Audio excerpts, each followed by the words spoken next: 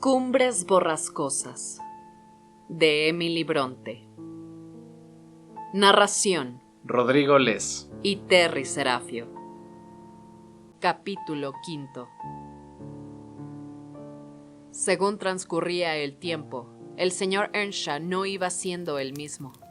Tiempo atrás era un hombre enérgico y sano, pero cuando sus fuerzas le abandonaron y se vio obligado a pasarse la vida al lado de la chimenea, se convirtió en suspicaz e irritable.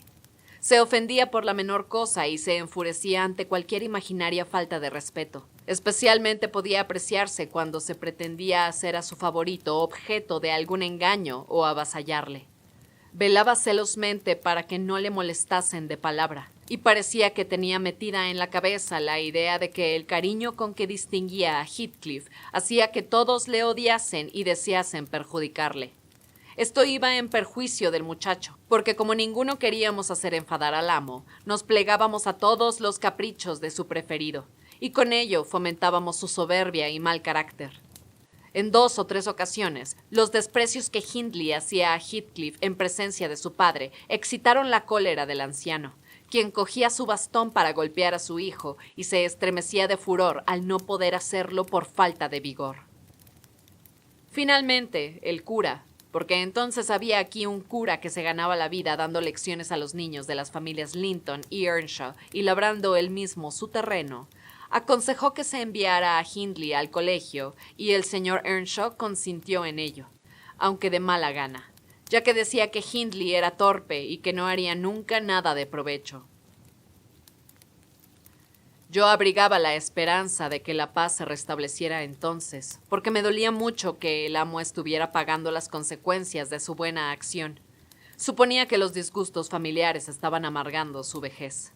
Por lo demás, hacía cuanto quería, y las cosas no hubieran ido del todo mal, a no ser por la señorita Catalina y por José el criado. Supongo que usted le habrá visto. Era, y debe de seguir siendo, el más odioso fariseo que se haya visto nunca.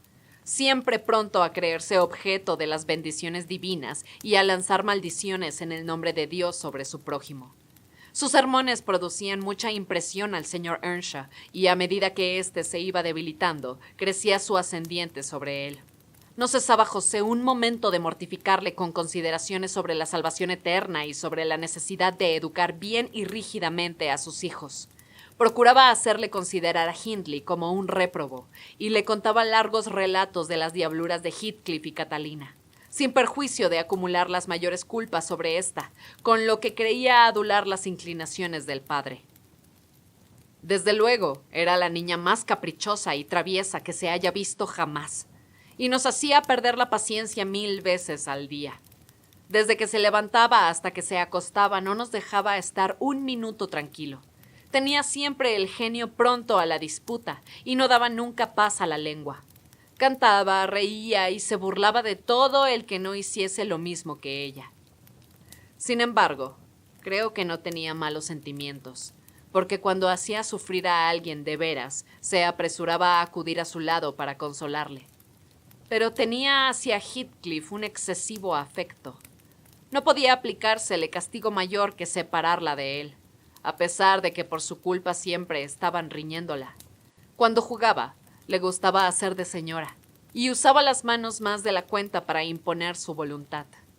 Quería hacer igual conmigo, pero yo le hice saber que no estaba dispuesta a soportar sus golpes ni sus mandatos. El señor Earnshaw no sabía tolerar los juegos infantiles. Siempre había sido severo con los niños, y Catalina no acertaba a explicarse por qué en su ancianidad era todavía más gruñón. Sentía verdadero y maligno placer en provocarle.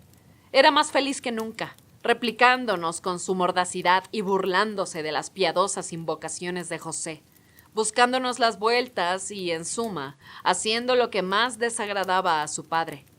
Además, obraba como si estuviera interesada en demostrar que tenía más imperio sobre Heathcliff, a despecho de su insolencia, que su padre con todas las bondades que le prodigaba.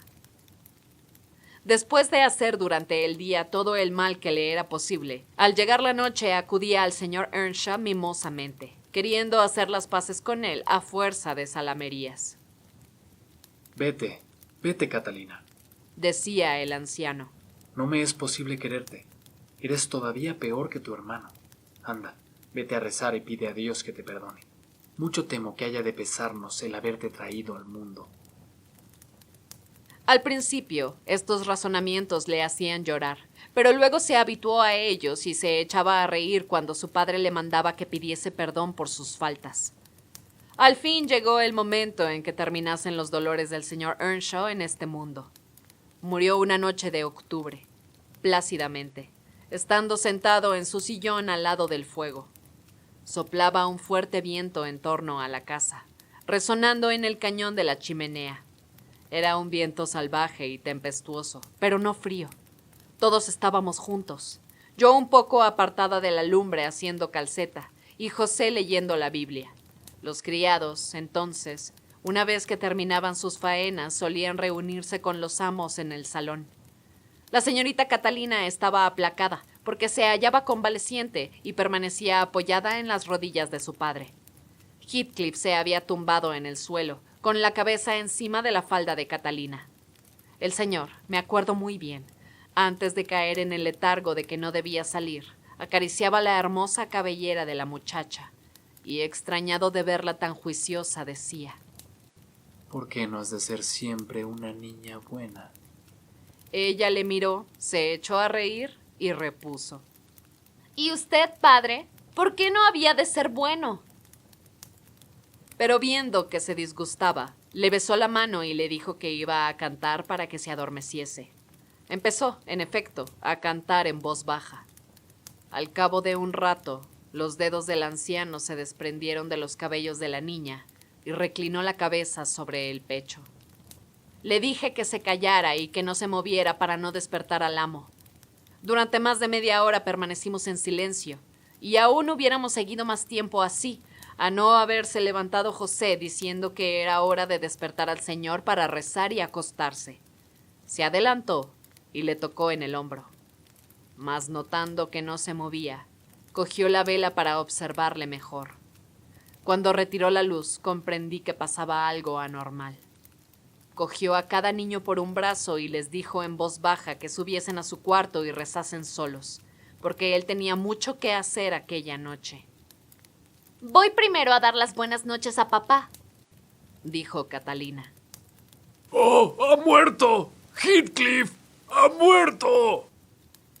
Y ambos empezaron a sollozar de un modo que desgarraba el alma. Yo también comencé a llorar, pero José nos interrumpió diciéndonos que por qué nos lamentábamos por un santo que se había ido al cielo. Después me mandó ponerme el abrigo y correr a Gimmerton a buscar al médico y al sacerdote.